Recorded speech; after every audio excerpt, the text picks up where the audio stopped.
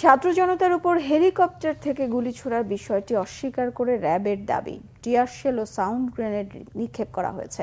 এদিকে সাগররুনি হত্যা মামলা তদন্তে র্যাব ব্যর্থ কিনা এমন প্রশ্ন এড়িয়ে যান সংস্থাটির মুখপাত্র। সাবেক স্বরাষ্ট্রমন্ত্রী সহ আওয়ামী লীগ নেতাদের ভারতে পালিয়ে যাওয়ার বিষয়ে র্যাবের কাছে কোনো তথ্য নেই।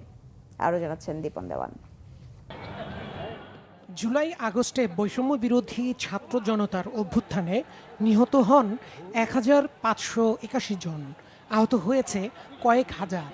এই ঘটনায় সারা দেশে হয়েছে কয়েকশো মামলা।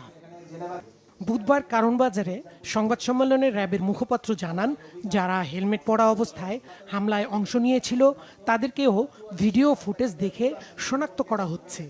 আমরা হেলিকপ্টার থেকে শুধুমাত্র টিয়ার শেল এবং সাউন্ড গ্রেনেড নিক্ষেপ করেছি। ছাত্র জনতার উপর গুলি বর্ষণকারী আপনি যদি ভিডিও ফুটেজ বা কোথাও দেখবেন যে আমাদের কিন্তু র্যাবের উপরে বা র্যাবের পক্ষ থেকে এরকম কিন্তু কোনো অভিযোগ আমরা কোথাও কিন্তু দেখতে পাই নাই।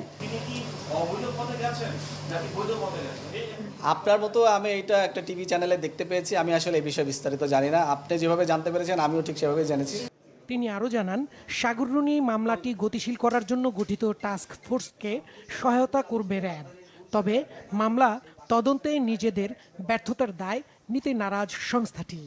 তদন্ত করার জন্য আরও এক্সপার্টদের সমন্বয়ে একটা টিম গঠন করা হয়েছে। সেখানে যদি র্যাবের দরকার হয় র্যাব সেখানে সহায়তা করবে এবং সেই টিমটাকে একটি নির্দিষ্ট সময় দেওয়া হয়েছে। এই নির্দিষ্ট সময় পরেই সরকার যে সকল যে সময়সীমা বেঁধে দিয়েছে তার মধ্যেই আমরা কাজ করব। পূজাকে কেন্দ্র করে যেন কোনো নাশকতা না হয় সেজন্য ব্যবস্থা নেওয়ার কথা জানিয়ে র্যাব বলছে, প্রতিমা বিসর্জনের দিন নিরাপত্তা আরও জোরদার করা হবে। দীপন দেওয়ান, বাংলাভিশন, ঢাকা।